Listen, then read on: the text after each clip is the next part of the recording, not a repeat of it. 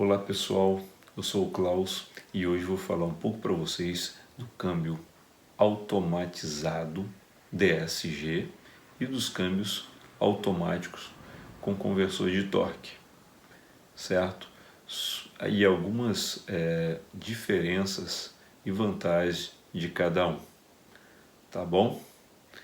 Espero que vocês gostem, fiz com bastante carinho para vocês e peço também a colaboração para que deem um joinha e se inscrevam no canal também para o crescimento e que eu possa em breve estar produzindo mais vídeos para todos. Ok? Obrigado. O DSG ele é um câmbio mecânico robotizado. Qual a vantagem? É um câmbio rápido e econômico. Todas suas trocas são sequenciais, uma embreagem para as marchas pares e outra para as marchas ímpares. Então, necessariamente ele tem que passar da primeira para a segunda, para a terceira, para a quarta, para a quinta, para a sexta, para a sétima. Ele não vai fazer uma troca de sétima direto para a primeira, ele é um câmbio sequencial. Já o câmbio automático, por exemplo, uma transmissão aí i-Sim, uma ZF, ele é um câmbio sequencial? É um câmbio sequencial, a gente passa da primeira, passa para a segunda, passa para a terceira. Mas qual é a diferença na realidade? A diferença é que um câmbio automático convencional, ele consegue em algumas situações, por incrível que pareça, ser mais rápido do que um câmbio DSG. Mas como assim? Exatamente isso. Um exemplo clássico aí, você está numa estrada aí a 70 km por hora, atrás de um caminhãozinho, aí vai efetuar uma ultrapassagem. O seu carro com DSG, ele às vezes está ali em sétima marcha, ali a 70, está praticamente na lenta. E quando você vai efetuar a ultrapassagem, que você pisa fundo no acelerador, o que esse câmbio sequencial faz? Ele tem que reduzir para a sexta, tem que reduzir para a quinta, tem que reduzir para a quarta, tem que reduzir para a terceira, se for uma ultrapassagem mais agressiva. E com isso aí, cada troca dessa em torno de 0,2 segundos, olha quanto tempo o seu câmbio ficou ali sem uma resposta para impulsionar seu carro para frente.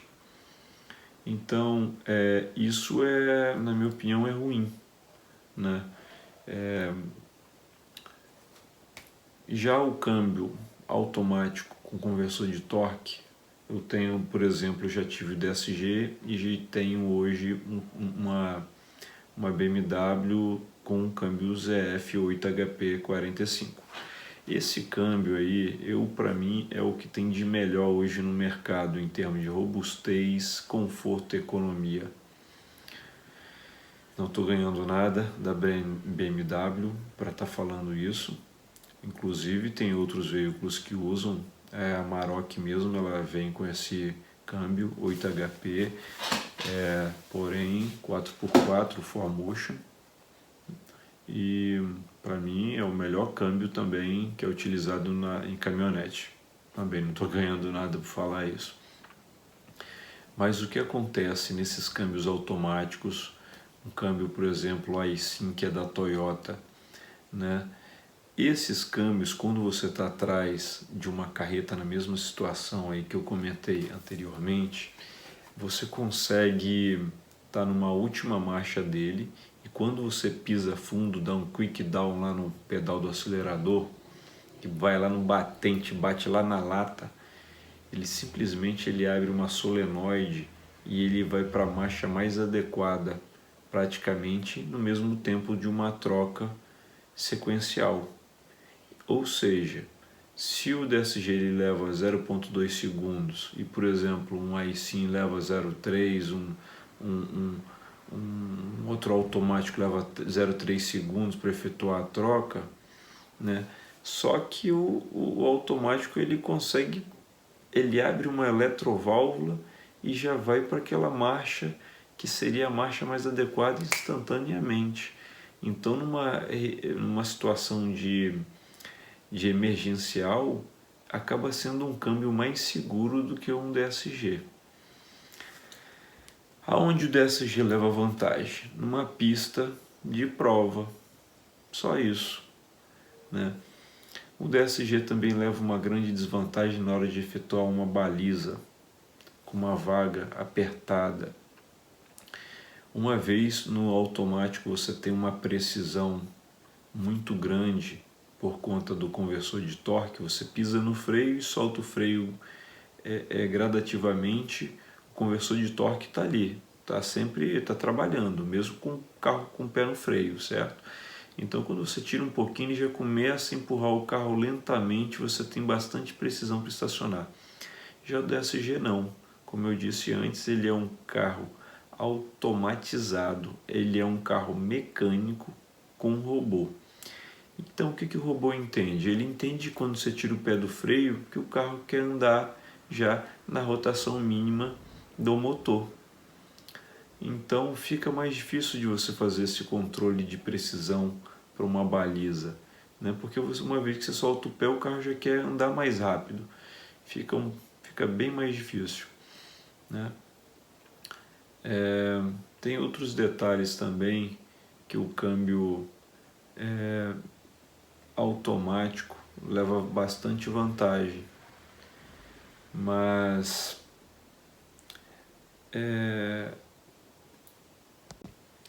um outro problema também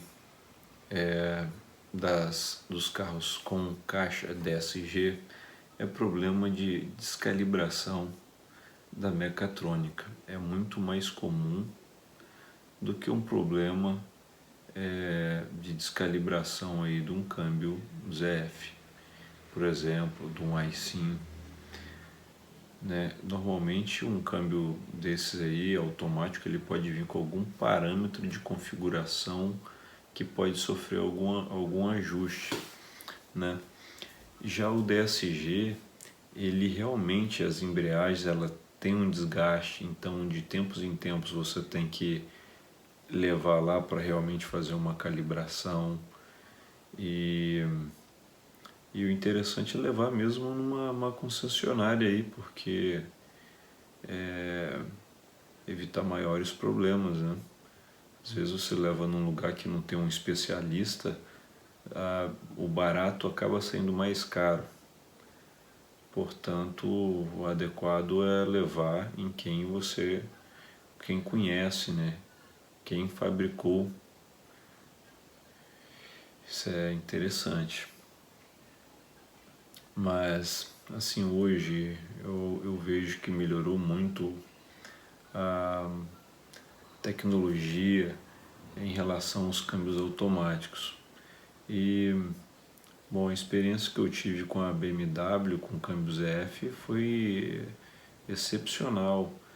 O câmbio, a minha é o modelo Sport GP, e esse veículo ele tem um controle, né, controle de cruzeiro ali, né, o famoso piloto automático. E aí eu achei bem interessante que a versão que não tem esse recurso também fica sem aproveitar um recurso que essa transmissão oferece, que é um freio. Exatamente isso. Esses câmbios EF, eles possuem um freio interno, dois freios internos. Na realidade são, se eu não me engano, são 3 embreagens, 2 freios internos que elas têm. E esse freio, se eu não me engano, não são para todas as marchas, uma ou duas não tem freio, mas eu já experimentei algumas vezes, né, de estar em torno ali de 100 km por hora no piloto automático e setar 30, imediatamente é como você levasse o pé com uma certa pressão considerável, né, no pedal do freio, e você sente realmente o carro exercendo essa frenagem, né? Utilizei em descidas de serras, o carro não tem incremento de velocidade. Já um DSG com piloto automático, ele ocorre esse incremento de velocidade numa descida. Então você seta 80 km por hora, você quer andar 80. Então quando você desce um morro com câmbio DSG, ele vai ganhar velocidade, não vai frear. Já um câmbio ZF automático, né, com essa qualidade, ele tende a segurar o carro na descida. Já um câmbio aí sim, que hoje a Volkswagen está utilizando automático, ele não oferece esse freio interno. Então também ocorre um incremento. Os câmbios CVT também ocorre um incremento de velocidade numa descida de serra. Então assim, hoje para mim, falando de câmbio, o que existe de melhor são os câmbios EFs aí que estão sendo utilizados aí. Inclusive agora os novos já tem um motor elétrico embutido interno ao câmbio, né? Fantástico, fantástico, fantástico. A minha eu já consegui aí, é o segundo veículo que eu tenho, BMW 320. A primeira, inclusive eu cheguei a fazer 17 km com litro na estrada. Com o Golf DSG eu cheguei a fazer 19, né? Andando ali bem tranquilinho, 19. Né, num trecho de 200 quilômetros aí, São Mateus Vitória, né, Espírito Santo. Então a BMW ela saiu muito bem com câmbio automático, apesar de ter um peso muito mais elevado que o do Golf. Então eu acho que em questão de economia está saindo muito bem as caixas automáticas aí hoje. Em termos de vibração também, bem menor, nossa, espetacular. Inclusive a BMW ela usa tipo um pêndulo no eixo traseiro, que a transmissão é traseira, né? Tem uma borracha e um peso ali, justamente para absorver também vibração no eixo traseiro. Uma coisa bem interessante mesmo. Quem puder um dia tiver a oportunidade de ver um carro desse por baixo, futuramente eu posso até postar aí como é que é e mostrar esse pêndulo, esses detalhes, né? Eu tenho isso já em pensamento, fazer alguns vídeos assim. E é isso, né? O DSG, nem tudo são flores no DSG, né? O DSG 7 marchas aí, Power Shift Ford deu problema, outros câmbios automatizados deram problemas, o iMotion deram muito problema, os Dual Logic da Fiat. Então assim, foi uma tecnologia que ainda está sendo utilizada em muitos carros de competição, a BMW ainda utiliza, né? Só que nesses casos são câmbios mais robustos, né? Que suportam um torque mais elevado e tem sido aprovado, né? No caso da Volkswagen aí foi muito bem aprovado aí no caso dos Passats, dos Golf GTI também, que tem um câmbio mais robusto, os Fuscas TSI e também nas Tiguans, né? Foi assim um câmbio bem robusto, já são câmbios já banhado a óleo, não é aquela caixa seca que a Volkswagen e a Audi usou em conjunto. E tem sido bastante assim, resistente. Tem a opção também de launch control, o famoso controle de largada, e só pelo fato de ter isso já podemos constatar que é um câmbio robusto, né? E o que eu posso falar mais aí em relação ao câmbio? O câmbio ZF também tem um recurso no modo Eco que você pode habilitar, que é roda livre. Fantástico, fantástico, fantástico, né? É como se você tivesse com o carro em marcha neutra, né? Se você estiver acelerando, o câmbio está acoplado. Quando você tira o pé do acelerador, o câmbio ele desacopla e aí a rotação do motor ela cai para para lenta, em torno de 600 e poucas rotações aí, e o carro continua num embalo, tem uma aerodinâmica excelente, tem um peso, uma massa elevada, então vai na inércia ali acompanhando. Às vezes a gente tem que estar freando ali para não passar por cima de outros carros, né? E deixa eu olhar também outro detalhe. Isso ajuda também bastante aí na economia também. E outra coisa também interessante da BMW é que ela tem um sensor na bateria, que inclusive a bateria fica no porta-mala para balancear o peso do carro.